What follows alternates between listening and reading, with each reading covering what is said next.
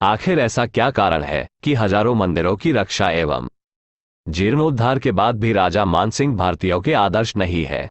इस बात पर सभी इतिहासकार एक मत है कि राजा मानसिंह के कार्यकाल में समय भारत में काशी, मथुरा, अयोध्या, बिहार समेत बंगाल तक अनेकों हिंदू मंदिरों का उद्धार हुआ। राजा मानसिंह का काल हिंदू मंदिरों के उद्धार का स्वर्णयुग माना जाता है। उसके बाद भी भारत की अधिकतर जनता राजा मानसिंह को घृणा की दृष्टि से ही देखती है।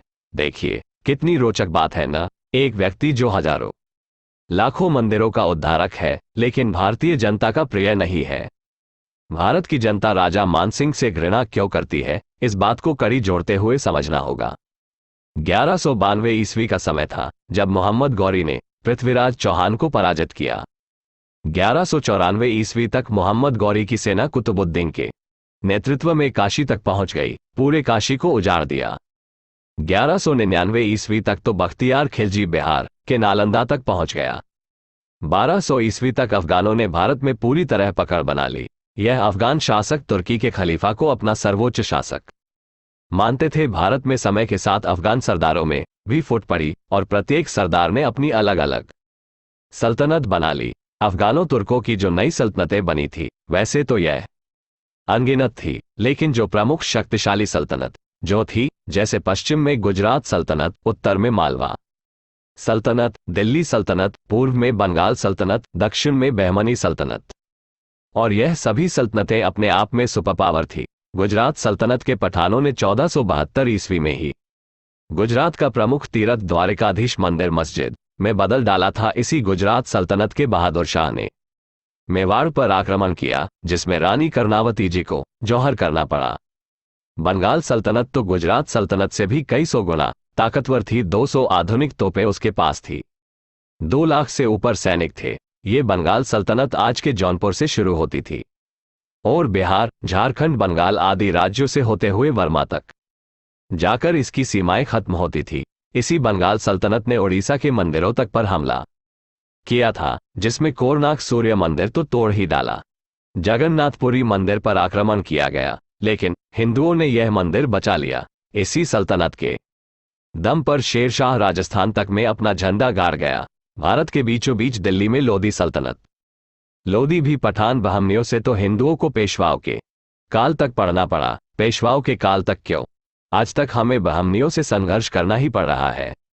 दक्षिण का टीपू सुल्तान तक तुर्की खलीफा की आज्ञा लेकर तख्त पर बैठता था। पूरा भारत पठानों के चंगुल में था। इसी समय अकबर की एंट्री हो गई।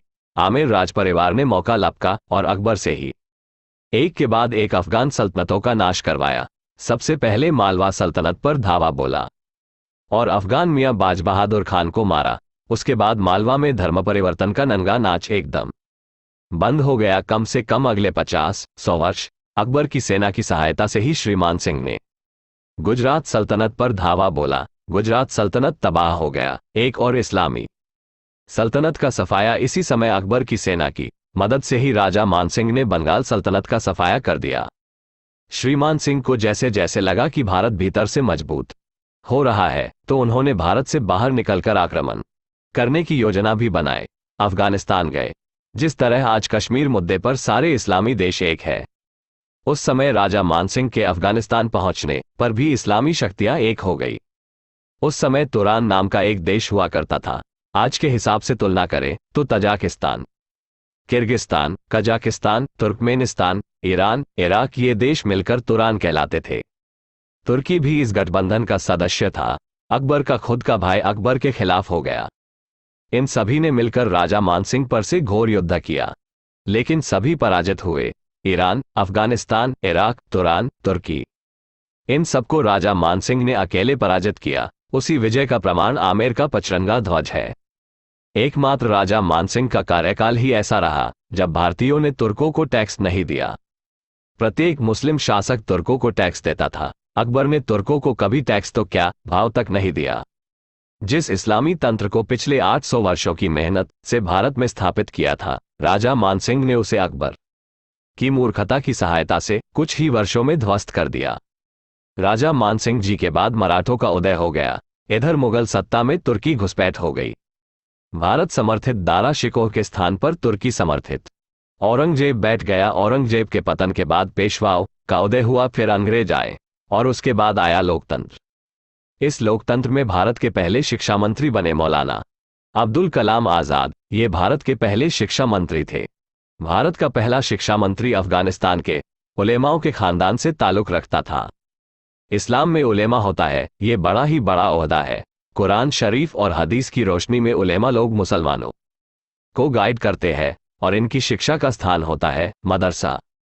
जैसा कि हम बता चुके हैं, भारत का पहला शिक्षा अबुल कलाम आजाद मंत्री उलेमाओं के खानदान से ही था। भारत के पहले शिक्षा मंत्री अबुल कलाम आजाद इस्लाम को इतनी बारीकी से जानते थे कि तजर्मन ए कुरान और अल हलाल जैसी पुस्तकें भी लिखी। अल हलाल नाम की इनकी एक पत्रिका भी आती थी। मौलाना अब्दुल कलाम के पिता थे मोहम्मद खैरुद्दीन। उनके परिवार में भारतीय स्वतंत्रता के पहले आंदोलन के समय 1857 में कलकत्ता छोड़कर मक्का चले गए। वहां पर मोहम्मद खैरुद्दीन की मुलाकात अपनी होने वाली पत्नी से हुई। मोहम्मद खैरुद्दीन 1890 में भारत लौट गए। यहां उन्हें कलकत्ता में एक मुस्लिम विद्वान के रूप में ख्याति मिली। इस प्रकार एक कट्टर मुसलमान जो पहला शिक्षा मंत्री बना, जिसे अपना इतिहास ज्ञात था कि राजा मानसिंह के कारण उसकी पठान कौम पूरे साम्राज्य का नाश हुआ है, तो भला वो फिर श्री मानसिंह के नाम को गुमनामी में क्यों न पहुंचाता। स्वयं ही विचार करने वाली बात है। राजा मानसिंह एक ऐसे व्यक्तित्व है जिनका पश्चिम के द्वारिकाधीश मंदिर से लेकर पूर्व में जगन्नाथपुरी मंदिर की